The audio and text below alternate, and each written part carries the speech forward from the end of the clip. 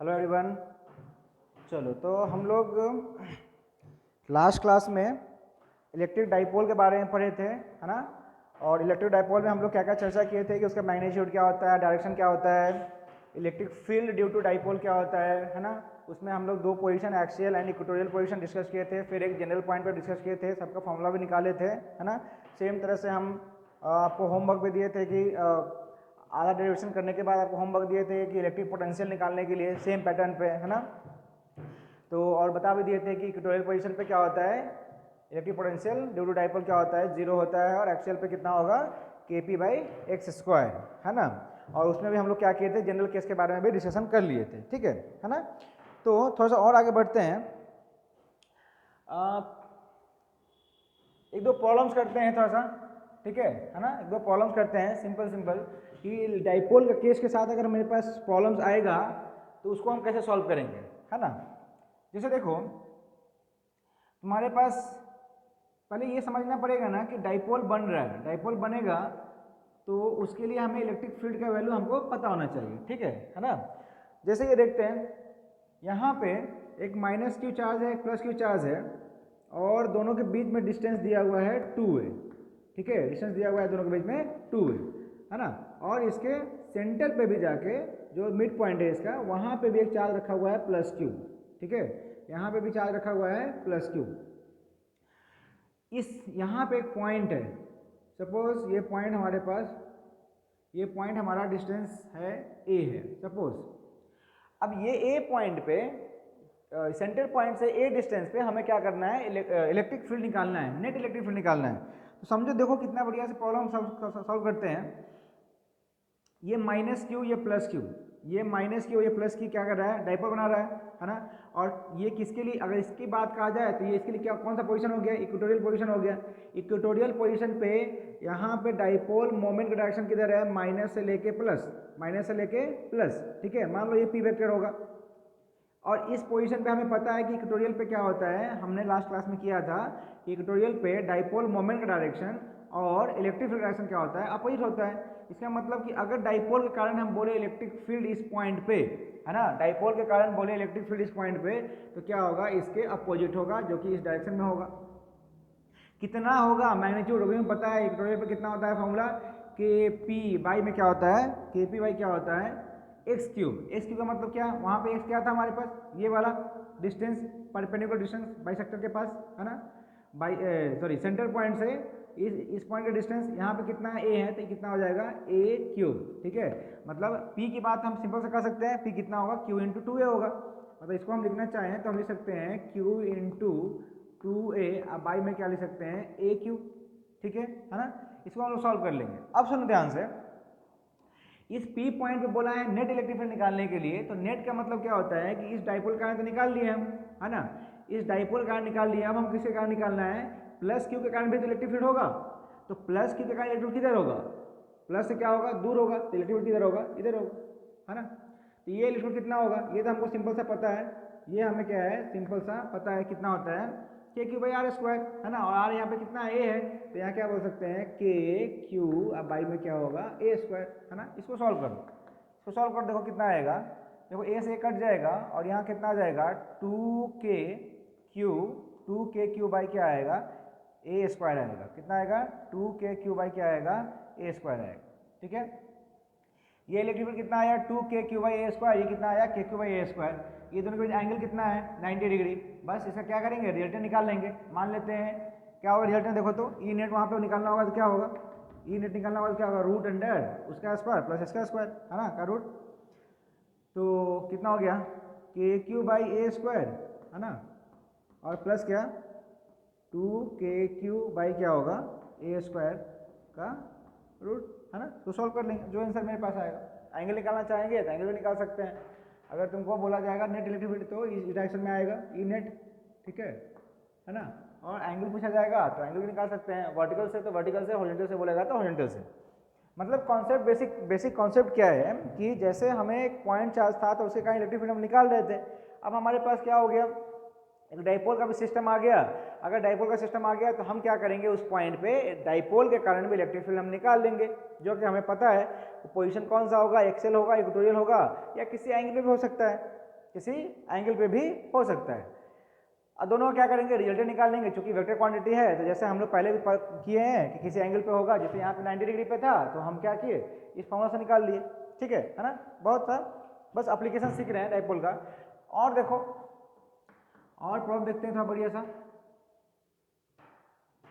यहाँ पे समझना ध्यान से, क्या बता रहे हैं कि यहाँ पे +2q है, यहाँ पे -q है, और एक यहाँ पे एक पॉइंट है, यहाँ पे बोलते हैं डिस्टेंस, मान लो ये डिस्टेंस बोल रहे हैं a है, और ये भी डिस्टेंस बोल रहे हैं a है।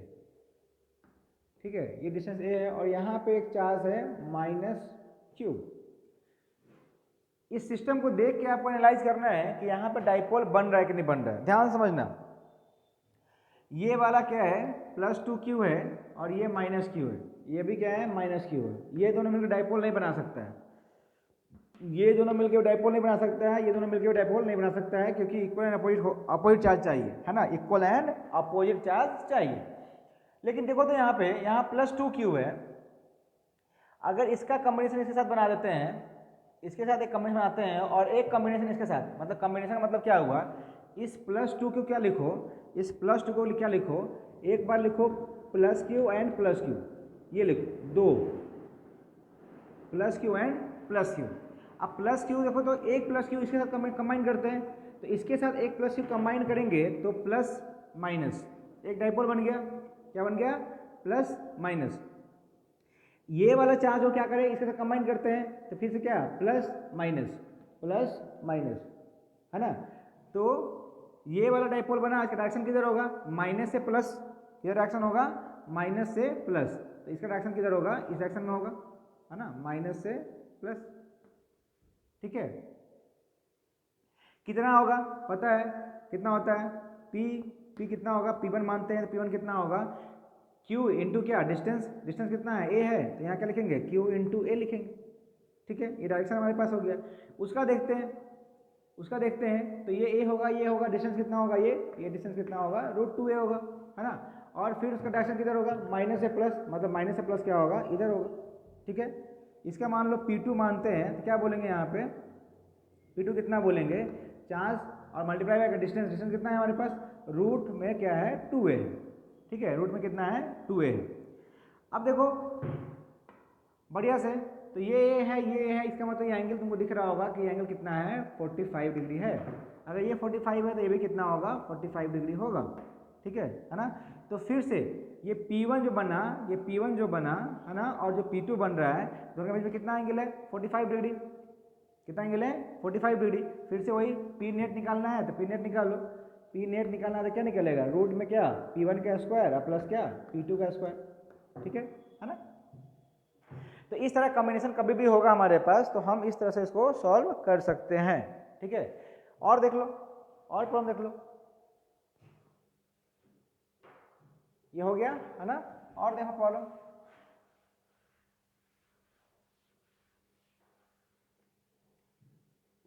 अब तुमको समझ में आ गया हो कंसेप्ट क्या कहना चाह रहे हैं। जैसे मान लो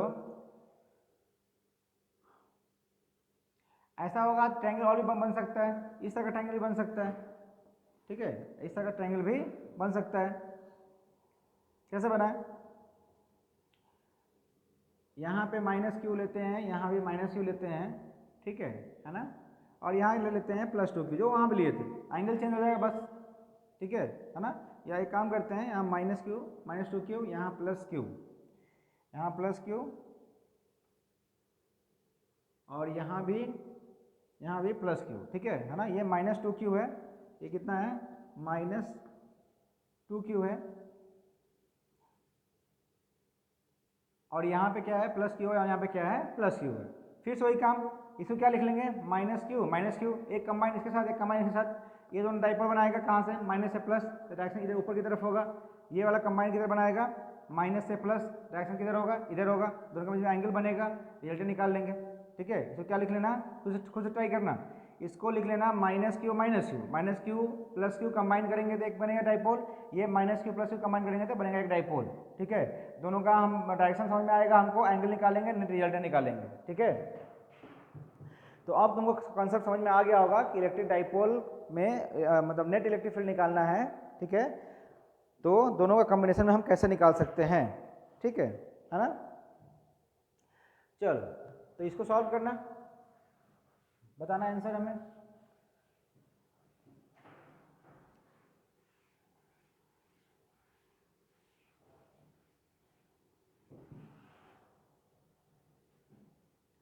थोड़ा सा और आगे बढ़ते हैं, अब 2 टॉपिक हमको पढ़ना है इसमें। एक है हमारा electric potential energy, EPE, electric potential energy, है ना। Electric potential energy in an uniform electric field, in an uniform electric field, ठीक है, यूनिफॉर्म की बात कर रहे हैं, इन an uniform electric field.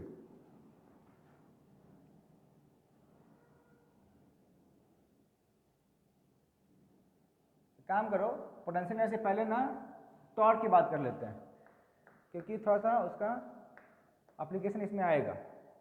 Torque की बात करते हैं, टॉर्क की बात करते हैं। तो देखो, तो टॉर्क की बात कर रहे हैं तो क्या बोल रहे हैं कि ये वाला हमारे पास यूनिफॉर्म इलेक्ट्रिक फील्ड है। किसकी बात कर रहे हैं? यूनिफॉर्म इलेक्ट्रिक फील्ड की बात कर रहे हैं, ठीक है।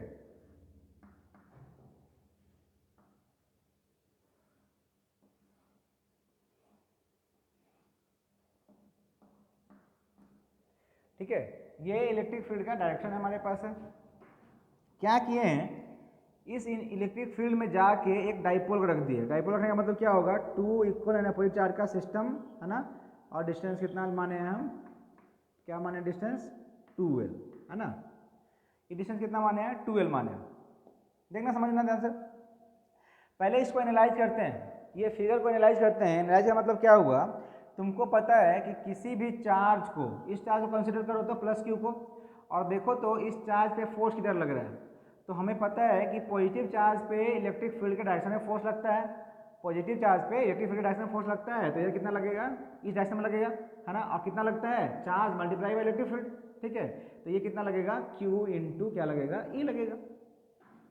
माइनस पे क्या होता है, उसके अपोजिट में करता है, तो माइनस पे क्या करेगा, अपोजिट में करेगा, मैग्नीट्यूड क्या होगा इसका भी, Q इंटू E होगा। एक बात बताओ, अगर तुमको देखा जाए इस पूरे सिस्टम पे नेट फोर्स कितना है, फोर्स की बात बोल रहे हैं। अगर सिस्टम पे बोला जाएगा कि नेट फोर्स कितना है, तो नेट फोर्स क्या बोलते हैं, इधर वाला को प्लस लो, इधर वाला को माइनस, है ना। इधर वाला क्या लो प्लस, इधर वाला क्या लो माइनस। देखो तो प्लस और ये माइनस, ठीक है। नेट नेट कितना हो जाएगा, प्लस QE, और इधर क्या हो जाएगा, माइनस QE। तो नेट कितना आएगा, 0।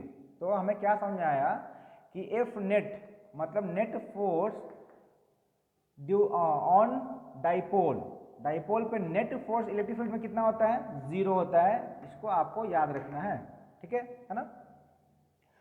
अब दूसरी बात, हम टॉर्क की बात करते हैं। तो तुमको टॉर्क क्या है कि कहीं ना कहीं यहाँ पे कंसेप्ट आ रहा है रोटेशन का, कि कहीं ये क्या हो रहा है, ये सिस्टम घूम रहा होगा, सिस्टम क्या हो रहा होगा, घूम रहा होगा। पहले देखते हैं, इसको एनालाइज करते हैं बढ़िया से। सोचो एक बात को कि अगर ये वाला सिस्टम का टेंडेंसी है, ये वाला चार्ज का टेंडेंसी इधर मूव करने का, और इसका टेंडेंसी है इधर मूव करने का। इसका मतलब कि ये वाला किसी अपने सेंटर पॉइंट के अबाउट क्या करना चाहेगा, रोटेट करेगा।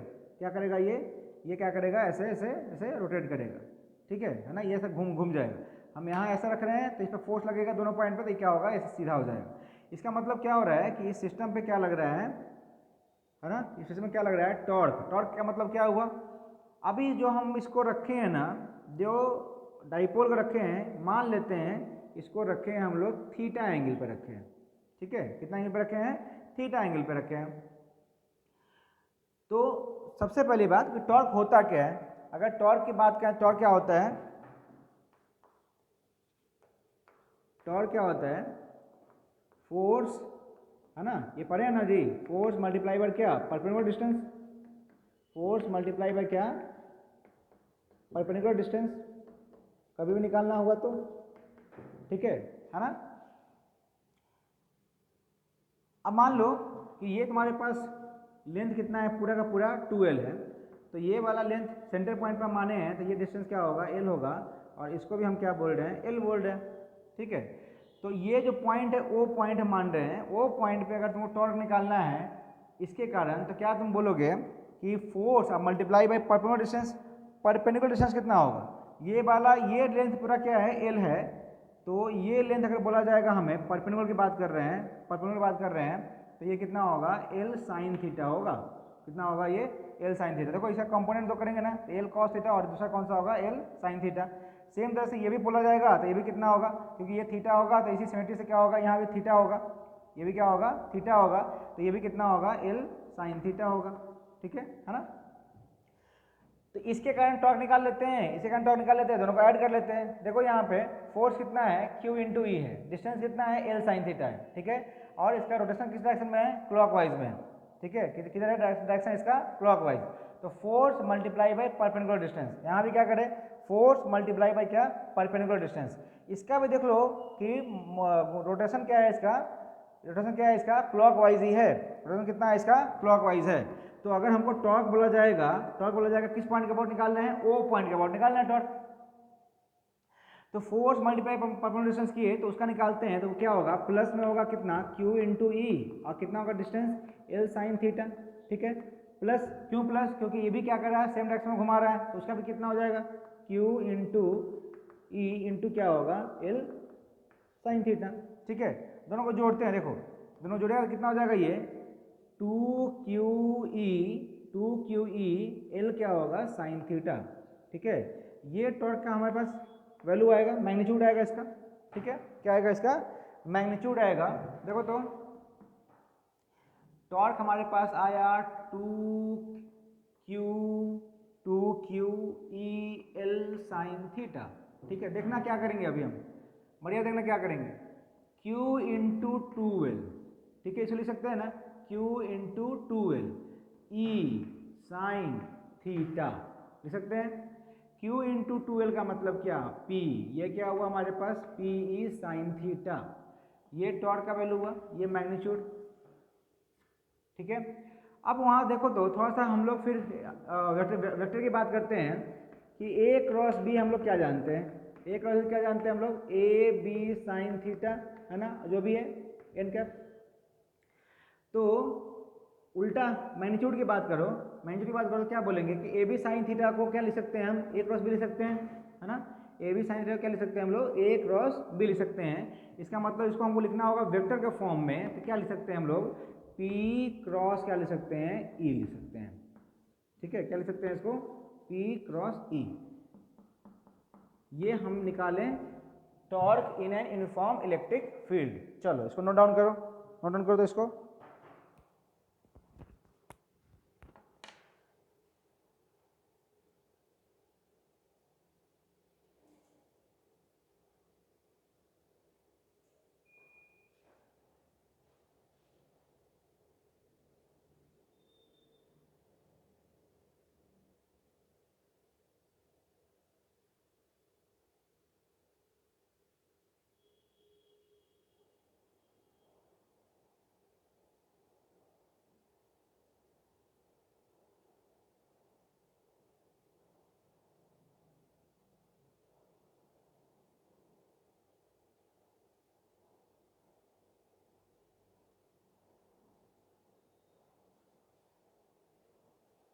ठीक है, हो गया।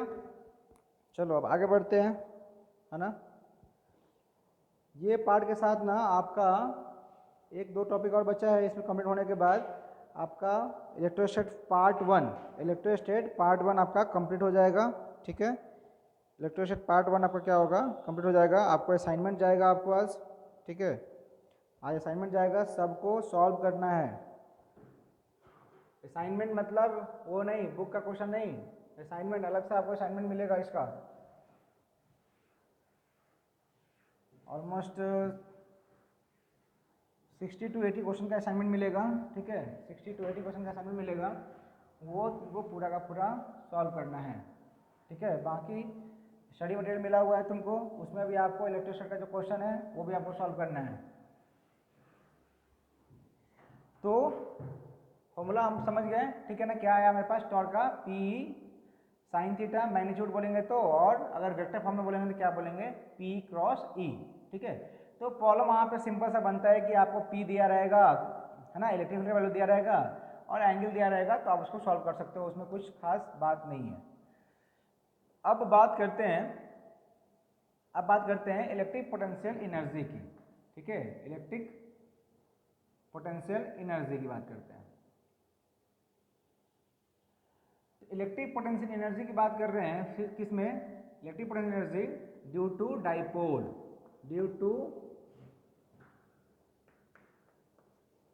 डाइपोल, किसमें अभी बात कर रहे हैं, यूनिफॉर्म इलेक्ट्रिक फील्ड में बात कर रहे हैं, in and uniform electric field.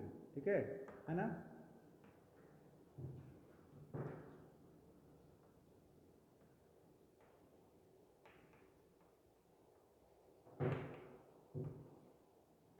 In and uniform electric field,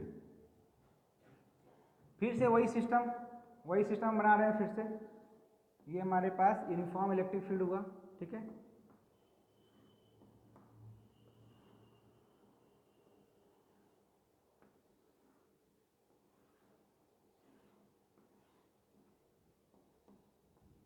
ठीक है।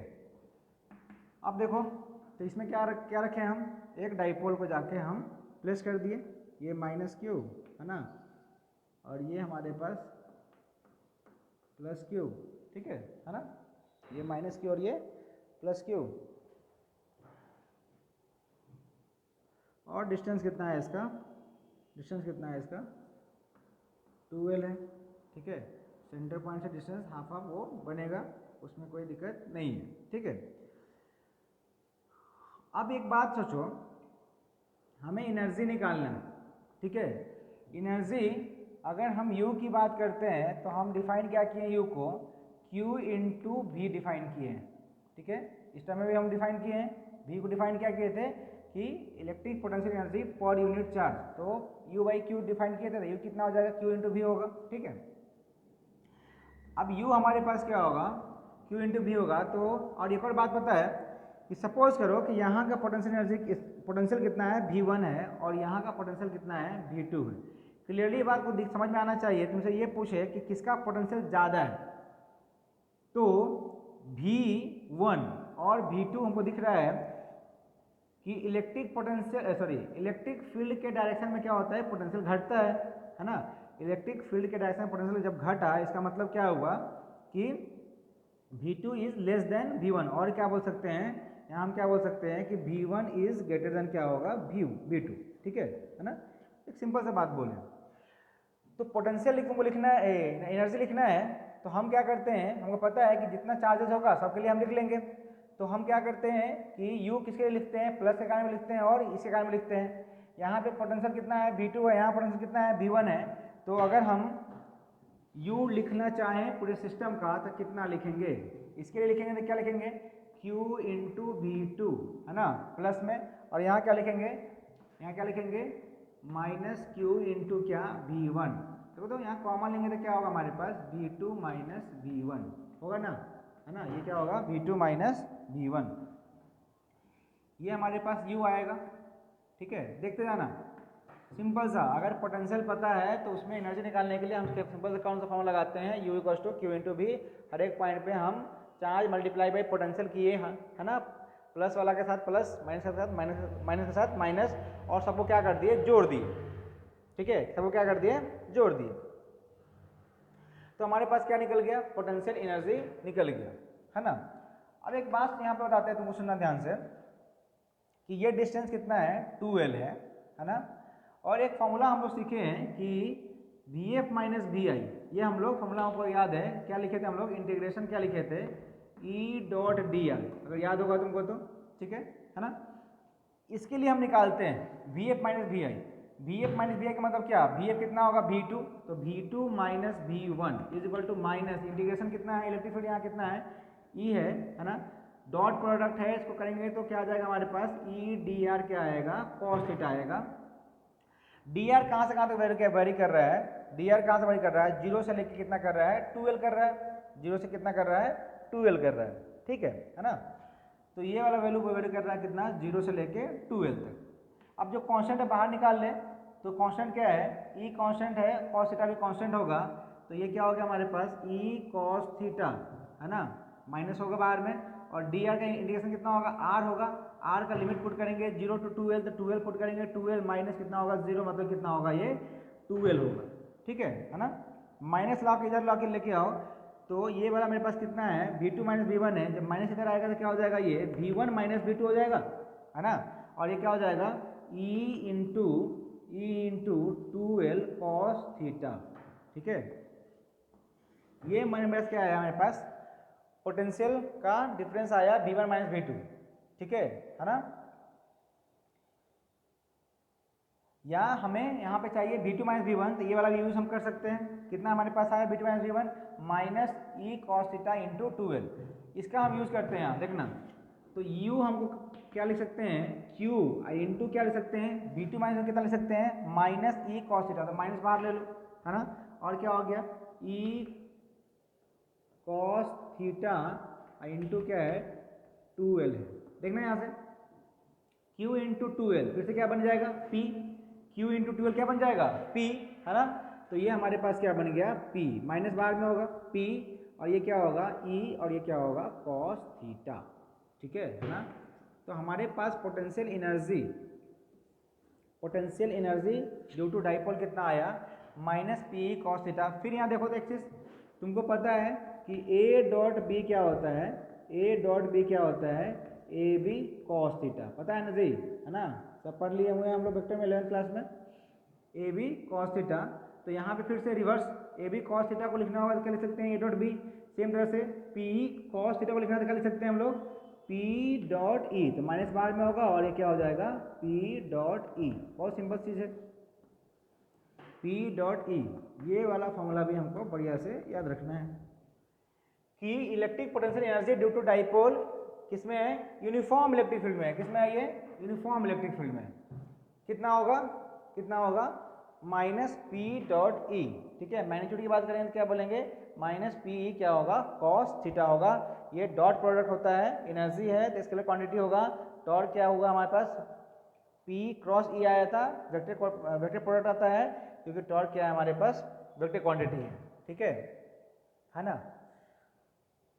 तो ये हमें समझ में आ गया कैसे हम किए, सिंपल लॉजिक था। यू हमको निकालना है तो हम पोटेंशियल मान लिए दोनों पॉइंट पे, दोनों नेट और क्या किए नेट एनर्जी निकाल लिए दोनों के कारण, है ना। और सिंपल सा हम पोटेंशियल डिफरेंस निकाल दिए यूनिफॉर्म इलेक्ट्रिक फील्ड में। अगर दोनों के बीच में डिस्टेंस कितना है 12 है तो वो हमारे पास आ गया, और उससे हम क्या किए u का वैल्यू निकाल लिए, क्या बोलते हैं वेक्टर के फॉर्म में निकाल दिए। ठीक है, इसमें एक और चीज़ देखते हैं देखो तो इसी फिगर में कि अगर सबसे पहली बात कि इस प्लस चार्ज का टेंडेंसी क्या है इधर मूव करने का, तो अभी सिस्टम ये इस तरह से है, ये सिस्टम बाद में इसका टेंडेंसी क्या होगा घूमने का, तो ये घूम के सीधा हो जाएगा।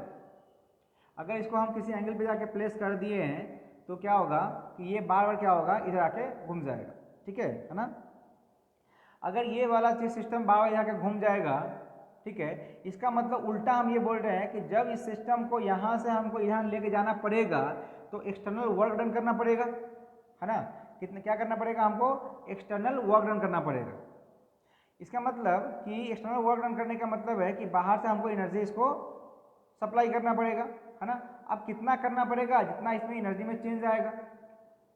वर्क डन जो बाहर से हम निकाल होगा वो क्या होगा चेंज इन पोटेंशियल के बराबर में होगा। जितना एनर्जी का चेंज होगा, है ना, वो वही क्या होगा हमारे पास एक्सटर्नल वर्क डन के बराबर होगा। ठीक है, बाहर जितना काम करना पड़ेगा। तो क्या करते हैं हमें निकालना क्या है वर्क डन निकालना है due to dipole in an uniform electric field. अब क्या निकालना है हमको वर्क डन निकालना है। ठीक है ना। तो वर्क डन निकालने के लिए फिर से वही काम करते हैं हम, पोटेंशियल एनर्जी यहाँ मतलब किसी एंगल पर निकाल लेते हैं। सपोज करो कि ये वाला सिस्टम किसी पॉइंट पे शुरू में बना रहा होगा θ1 बना रहा होगा, ठीक है, अब बाद में कितना बना रहा होगा θ2 बना रहा होगा। तो शुरू का एनर्जी क्या निकालना है हमको चेंज इन पोटेंशियल एनर्जी निकालना है, वही हमारा वर्क डन के बराबर में होगा। तो शुरू में θ1 था तो ये वाला वैल्यू कितना हो जाएगा माइनस पी ई कॉस θ1 हो जाएगा। अब इसको हम θ1 से लेके जा रहे हैं कितना θ2 जा रहे हैं, तो फिर वैल्यू कितना हो जाएगा ये माइनस पी ई कॉस θ2 हो जाएगा। चेंज निकालना है तो चेंज निकाल लेंगे हम, है ना, चेंज निकालना है तो दोनों को माइनस कर लेंगे, सिंपल सा। हम क्या बोले कि हमें क्या निकालना है, एक्सटर्नल वर्क डन निकालना है। वर्क डन निकालना है तो ये क्या होता है, चेंज इन पोटेंशियल के बराबर में होगा, ठीक है ना। तो ये वाला क्या होगा हमारे पास, U2 माइनस क्या होगा, ये वाला क्या होगा, U2 माइनस क्या होगा, U1 होगा। अब U2 माइनस U1 का मतलब क्या, मान लेते हैं कि U1 U is equal to क्या है, U1 है at theta is equal to theta 1, ठीक है ना। तो U1 होगा तो U1 कितना हो जाएगा, उस फॉर्मूला में पुट करो तो U1 कितना हो जाएगा, minus P E cos theta 1 हो जाएगा, ठीक है ना। सेम तरह से U इज इक्वल टू क्या है, U2 है at theta is equal to क्या है, थीटा 2। तो U2 कितना बोलेंगे हम लोग, U2 कितना बोलेंगे, minus P E cos theta क्या हो जाएगा, 2 होगा, ठीक है। चेंज निकालना है, वर्क डन निकालना है, तो क्या निकालेंगे हम लोग, कितना निकालेंगे, U2 माइनस U1, दोनों को माइनस करो। देखो तो ये भी माइनस है, माइनस, इसको लिख सकते हैं कैसे, P दोनों में कॉमन आएगा, और देखो हम डायरेक्ट लिख रहे हैं, तुम लोग मैथ करके देख लेना, कॉस थीटा 1 क्या होगा, माइनस क्या होगा, कॉस थीटा 2, ठीक है ना। ये हमारे पास क्या होगा, एक्सटर्नल वर्क डन के बराबर में होगा। अब सिंपल सा, कभी बोलेगा क्या कि थीटा 1 कितना है, इसको पूछेगा कि वर्क डन कितना करना पड़ेगा 30 डिग्री से 60 डिग्री ले जाने पे, या 0 से 60 ले जाने पे। तो 0 से 60 बोलेगा तो मतलब इनिशियल कौन सा हो गया, थीटा इक्वल टू 0 डिग्री, और फाइनल कितना होगा, थीटा इक्वल टू 60 डिग्री। तो इसमें थीटा 1 पुट कर लो 0 डिग्री और 60 डिग्री, सिंपल सा, ठीक है ना। सिंपल सा क्वेश्चन बन, ये सॉल्व कर सकते हो उसको। तो ये हम क्या निकाल लिए, external work done, external work done निकाल लिए किसमें, यूनिफॉर्म इलेक्ट्रिक फील्ड में, है ना। एक और चीज देखो यहाँ पे कि बार बार हम तुमको बोल रहे हैं कि ये वाला चीज यहाँ पे इसको घुमा रहा है, ठीक है, क्या कर रहा है, इसको घुमा रहा है। अब अगर इसको टर्न करने की कोशिश कर रहा है, इसका मतलब क्या होगा कि ये वाला सिस्टम क्या करेगा, ये वाला सिस्टम क्या करेगा, एसएचएम करेगा। देखो कैसे करेगा एसएचएम, ये सिस्टम है हमारे पास, ये सिस्टम को, ठीक है, यहाँ रखे हुए हैं, यहाँ से ला के यहाँ लाएँ, छोड़ दिए, तो क्या होगा, फिर ये घूमेगा, घूम के क्या आएगा, यहाँ आएगा, यहाँ के रुकेगा नहीं, क्योंकि इसके पास वहाँ भी क्या होगा, फोर्स होगा, ठीक है ना, सॉरी एक्सेलरेशन होगा, तो क्या होगा, ये घूम के यहाँ पे आ जाएगा, नीचे की तरफ आ जाएगा, और फिर क्या होगा कि नीचे के आने के बाद फिर क्या होगा, इसका अगेंस्ट में काम करेगा, तो फिर ये वाला ऊपर की तरफ मूव करेगा, है ना, ऊपर नीचे ये मूव करते रहेगा, है ना। इसका मतलब क्या कर रहा है, ये एसएचएम कर रहा है, एसएचएम कर रहा है, तो एसएचएम का क्या होगा, टाइम पीरियड भी होगा, ठीक है, एसएचएम का क्या होगा, टाइम पीरियड भी होगा। अगर टाइम पीरियड होगा एसएचएम का, तो वही टाइम पीरियड हमको निकालना है, वही टाइम पीरियड हमको निकालना है, ठीक है।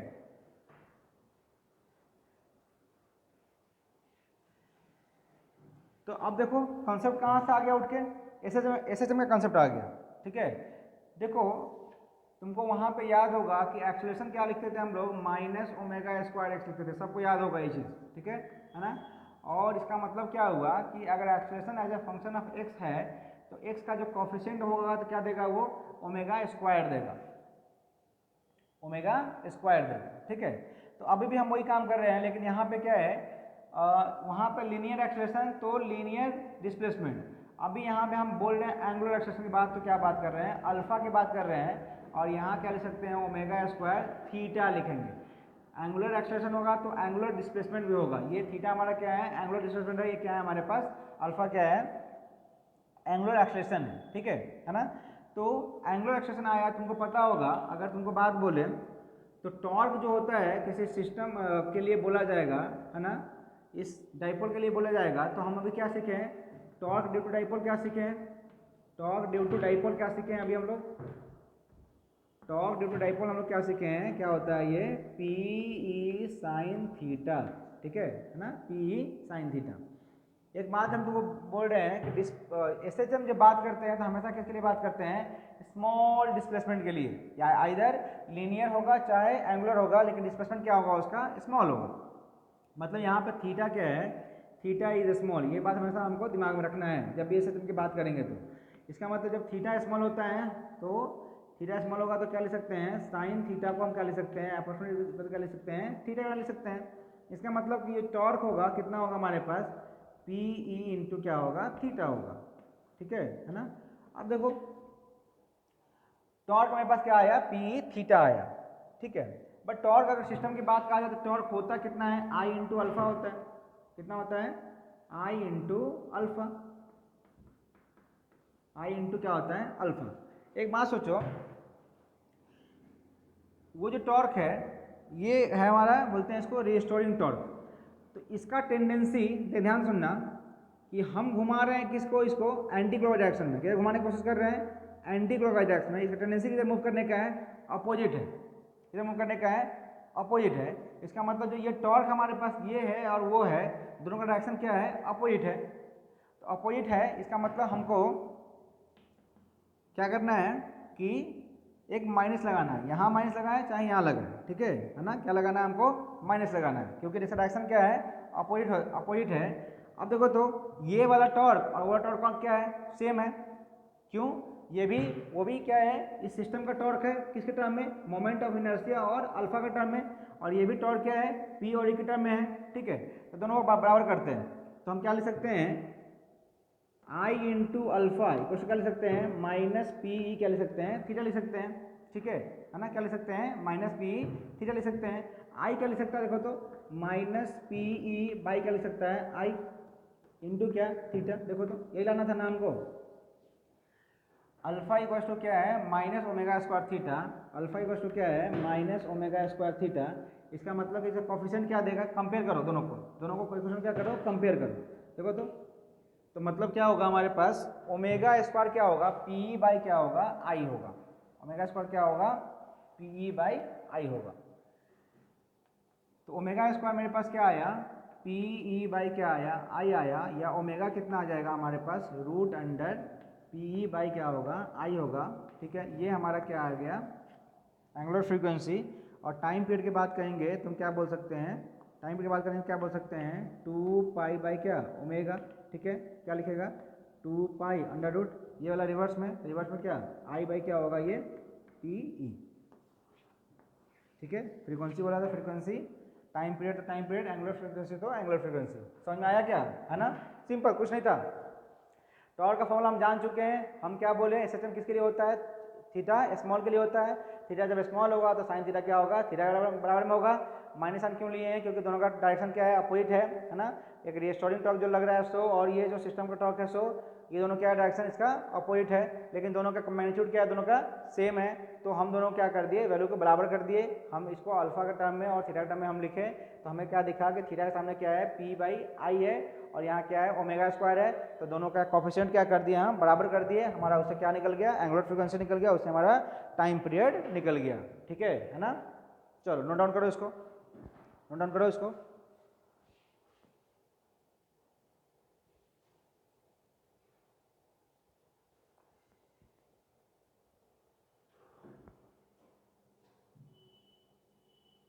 अब मोमेंट ऑफ इनर्शिया की बात आएगा। ठीक है, तो डाइपोल के कारण तुमको मोमेंट ऑफ इनर्शिया तुमको आना चाहिए। डाइपोल के कारण मोमेंट ऑफ इनर्शिया मतलब ये माइनस क्यू चार्ज होगा, है ना। और इसका सपोज करो कि मास दिया होगा, इसका भी मास दिया होगा, इसका भी मास दिया होगा, और डिस्टेंस दिया हुआ है कितना, 2l दिया हुआ है। तो इसका ये लेंथ मान लेते हैं l, ये लेंथ मान लेते हैं l। इसके लिए निकालना होगा क्या लिखेंगे, m इंटू एल स्क्वायर। इसका मोमेंट ऑफ इनर्शिया, इसका भी कितना लिखेंगे, m इंटू एल स्क्वायर। ये मान लो ये माइनस क्यू है और ये क्या है हमारे पास प्लस क्यू है। तो आई की जगह कितना पुट करोगे, पी की जगह कितना पुट करोगे, Q into two L, Q into two L. P की जगह पुट करेंगे, आई कितना पुट करेंगे, इसका मोमेंट से कितना होगा, मास इंटू डिस्टेंस का square, M into L square. इसका भी कितना पुट करेंगे, एम इंटू एल स्क्वायर। दोनों वैल्यू पुट करना, टाइम पीरियड निकाल लेना। ठीक है,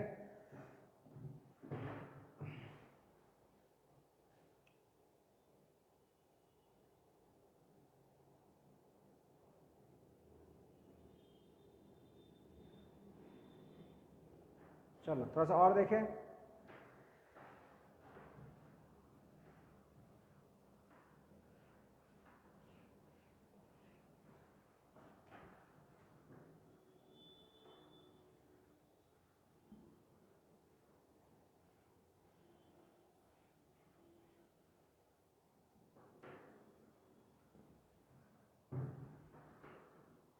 तो एक और से बात करते हैं, थोड़ा बढ़िया कॉन्सेप्ट है, फोर्स की बात करते हैं। Force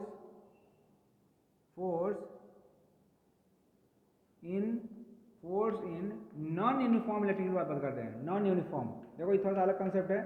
force in non uniform electric field,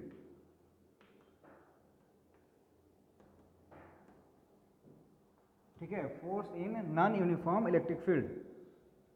पहले इलेक्ट्रिक फील्ड क्या था, यूनिफॉर्म था, ठीक है ना। तो फोर्स क्या आया था मेरे पास, 0 आया था। याद करो कितना फोर्स आया था, 0 आया था। डाइपोल की बात कर रहे हैं, किसकी बात कर रहे हैं, डाइपोल की, है ना। अब नॉन यूनिफॉर्म होगा तो हम कैसे करेंगे, जैसे मान लो कुछ भी हो सकता है, इलेक्ट्रिक फील्ड डायरेक्शन कुछ भी हो सकता है, ये भी हो सकता है, ऐसे भी हो सकता है, ठीक है, ये इलेक्ट्रिक डायरेक्शन हो सकता है। तो इसमें जाके हम क्या कर दिए, डाइपोल को पुट कर दिए, उसके कारण हम देख रहे हैं कि कितना फोर्स होगा, ठीक है ना, कितना फोर्स होगा। तो उससे पहले देखो तो तुमने एनर्जी कितना लिखा, U कितना लिखा, U कितना लिखा, माइनस पी डॉट ई लिखा, लिखा ना जी अभी, है ना। U कितना लिखे हम लोग, माइनस पी डॉट ई। अब U की बात अगर करें तो क्या लिखे, माइनस पी डॉट ई लिखे।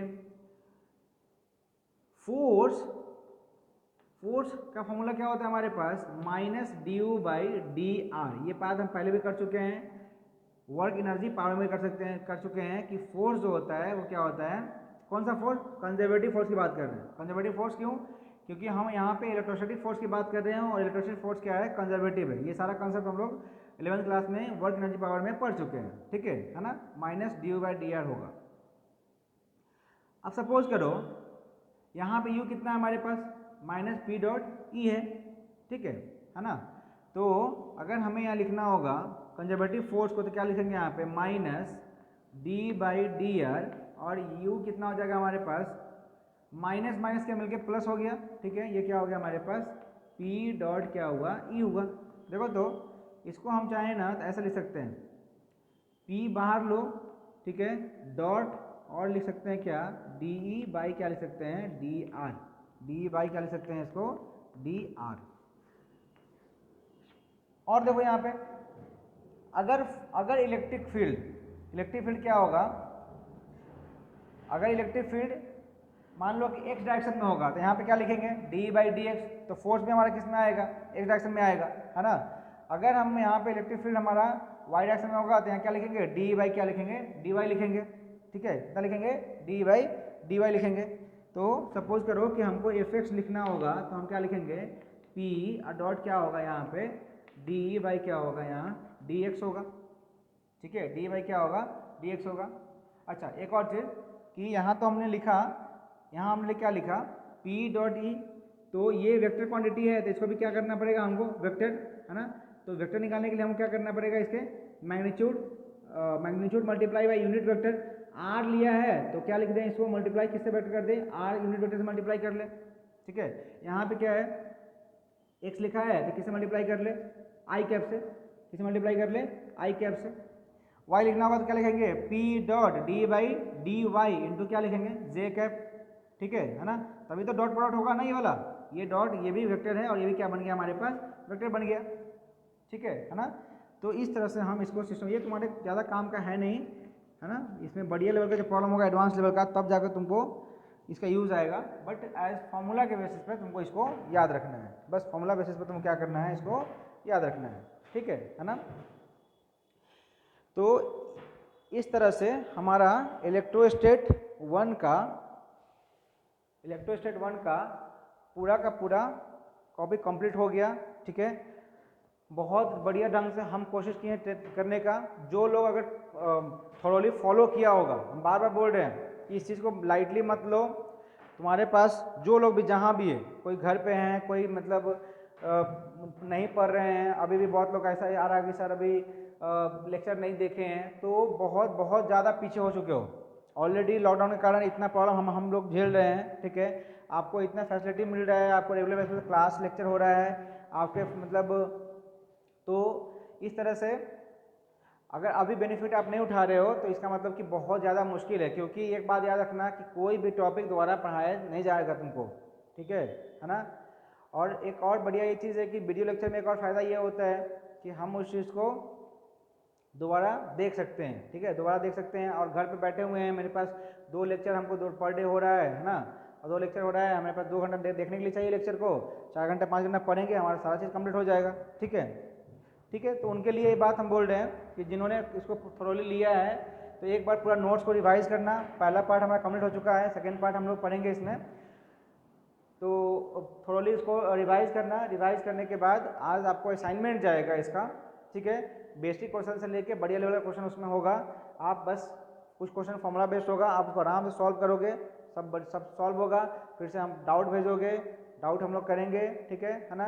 ग्रुप में जो होगा डाउट वहाँ भी भेजना, चाहे पर्सनल डाउट होगा पर्सनल भेजना, ठीक है। और फिर हम लोग इलेक्ट्रिसिटी पार्ट 2 स्टार्ट करेंगे, ठीक है ना। चलो आज के लिए इतना ही, थैंक यू।